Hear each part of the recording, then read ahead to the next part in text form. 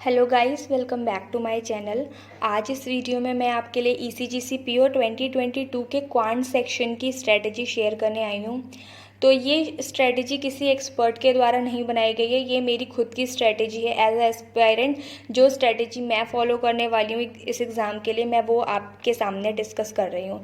ठीक है, तो इससे पहले कि स्ट्रेटजी क्या होनी चाहिए, हमें इसका सिलेबस पता होना चाहिए। तो इससे पहले मैंने एक वीडियो डाली थी सिलेबस ऑफ ईसीजीसी पीओ, जिसका लिंक मैं डिस्क्रिप्शन में दे दूँगी।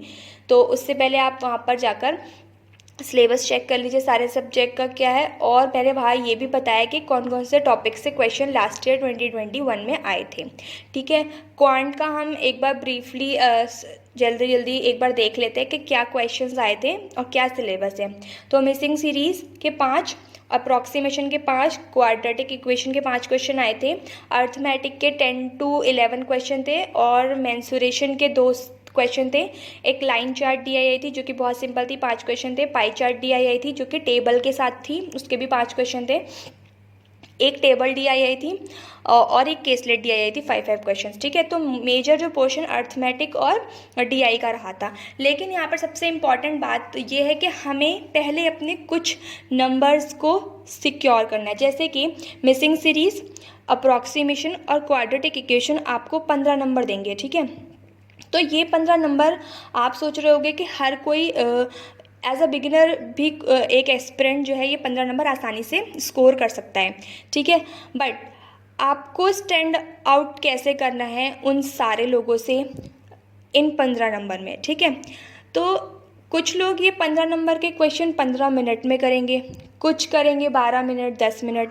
तो हमें वहाँ पर compete करना है कि हमें इन 15 मिनट, जो ये 15 क्वेश्चंस हैं, जो लोग 15 मिनट में कर रहे हैं, हम उनके आधे मिनट में ये क्वेश्चन अटैम्प्ट करें। हमें ऐसे प्रिपरेशन करनी है। ठीक है, ये तो बात सच है कि missing series, approximation and quadratic equation सभी लोग कर लेते हैं, लेकिन अप्रोच कैसी होगी उसको अटैम्प्ट करने की, वो बहुत ज़्यादा इम्पॉर्टेंट मायने रखती है।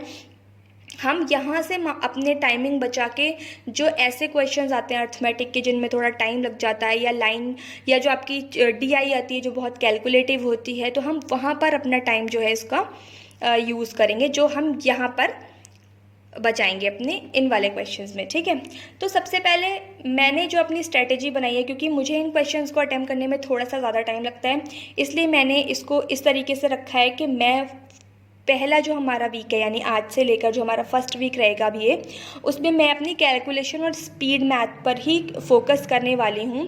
क्योंकि अर्थमेटिक मेरा थोड़ा मतलब बेसिक्स मुझे आते हैं, इसलिए मैं उसको नेक्स्ट वीक से स्टार्ट करूँगी। तो मैंने कुछ इस तरीके से अपनी स्ट्रेटजी बनाई है कि मैं फर्स्ट वीक में अपनी स्पीड मैथ और कैलकुलेशन पे वर्क करूँगी, और जितने ज़्यादा मुझसे हो सकेंगे इन missing series, wrong series, simplification, approximation, quadratic equation, इनके क्वेश्चंस जितने ज़्यादा हो सकेंगे मैं सॉल्व करूँगी इस फर्स्ट वीक में, और छोटी छोटी शॉर्ट ट्रिक्स सीखूँगी।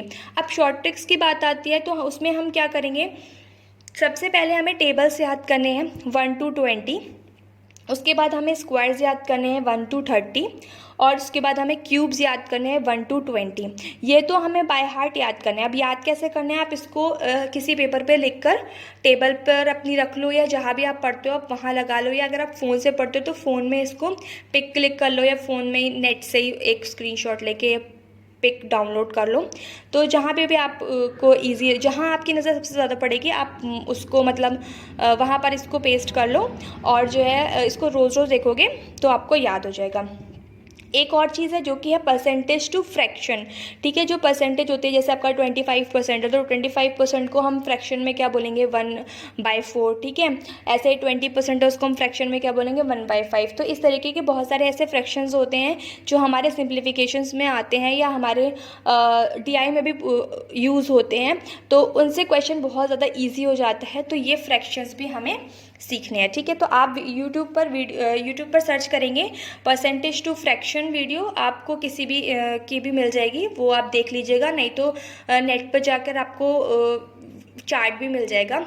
एक बार वीडियो देख लीजिएगा तो आपको समझ में आ जाएगा कि कैसे निकाला है, फिर आप चार्ट से उसको लर्न कर सकते हैं, और जब आप अप्लाई करेंगे क्वेश्चंस में तो क्या होगा, वो आपको याद होना शुरू हो जाएंगे। ऐसे रटने की भी ज़रूरत नहीं है। जब आप क्वेश्चंस में अप्लाई, जैसे सिंप्लीफिकेशन का कोई क्वेश्चन आया तो उसमें मान लो आया 25% ऑफ 750, ठीक है, तो आप कैलकुलेशन ऐसे नहीं करोगे 25/100 और इंटू 750, नहीं, हम 25% को लिखेंगे 1/4 और 4 से फिर हम 750 को डिवाइड कर देंगे तो हमारा आंसर आ जाएगा, ठीक है। तो इस तरीके से हमें उसको याद करना है। तो जब हम याद क्या करना है, मतलब अप्लाई करोगे तो अब याद हो जाएगा आपको। तो ये था आपका शॉर्ट ट्रिक्स, ठीक है। इसके मान लीजिए आपने 1 से 30 तक के स्क्वायर्स याद किए हैं, तो अब आप 30 के बाद वाले स्क्वायर्स के लिए क्या करोगे, आप शॉर्ट ट्रिक्स सीखोगे।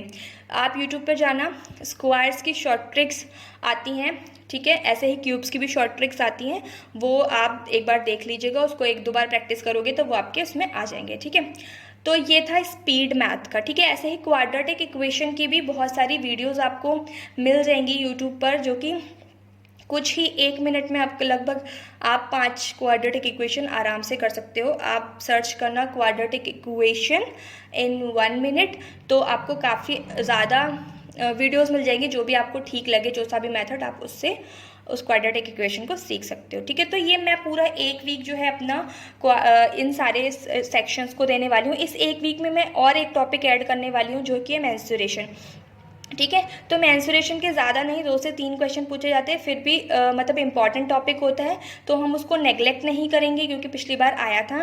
तो इसलिए मैं मेंस्ट्रुएशन के भी क्वेश्चंस जो है, जितने भी टॉपिक्स हैं मेंस्ट्रुएशंस के, उन सब का मैं जो है इस वीक में उसको पूरा कंप्लीट करने वाली हूँ।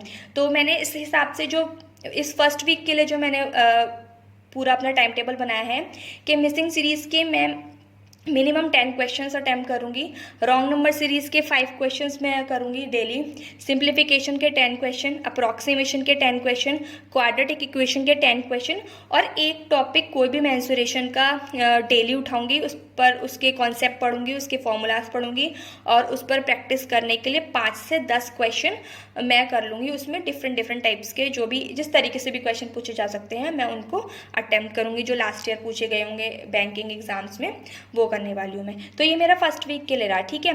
नेक्स्ट हमारा जो नेक्स्ट वीक रहेगा उसमें हम क्या करेंगे, अब हम यहाँ से अर्थमेटिक अपना स्टार्ट करेंगे, ठीक है। तो अर्थमेटिक स्टार्ट करने के लिए हम रोज़ एक टॉपिक लेंगे अर्थमेटिक का, और एक टॉपिक को मैं 2 से 3 दिन लूँगी कंप्लीट करने के लिए, उसके सारे कॉन्सेप्ट सीखने के लिए। उस पर बेस्ड जितने भी क्वेश्चंस आने वाले हैं, जितने भी क्वेश्चंस आए हैं पिछली बार, उनसे रिलेटेड वो सारे टाइप के क्वेश्चंस मैं अटेम्प्ट करूँगी, ठीक है। तो एक टॉपिक को हम 3 से 4 दिन आराम से देंगे, अपना बेसिक कंसेप्ट जो है यहाँ पर बनाएंगे, ठीक है। उसके बाद यहाँ पर डीआई के लिए मैं क्या करूँगी, 2 टाइप की डीआई डेली सॉल्व करूँगी। जैसे आज मैंने लाइन डीआई सॉल्व की, तो उसके साथ में पाई चार्ट डीआई सॉल्व करूँगी। कल मैंने टेबल डीआई सॉल्व की, तो मैं उसके साथ केसलेट डीआई सॉल्व कर लूँगी। इसमें से एक डीआई होगी प्रीलिम्स लेवल की, एक डीआई होगी मेंस लेवल की, क्योंकि देखिए पिछली बार लाइन चार्ट डीआई जो आई थी वो बहुत इजी थी, और पाई चार्ट डीआई और टेबुलर डीआई बहुत ज़्यादा कैलकुलेटिव थी। तो इसलिए मैं दोनों तरीके की डीआई की तैयारी करके जाऊँगी, ठीक है।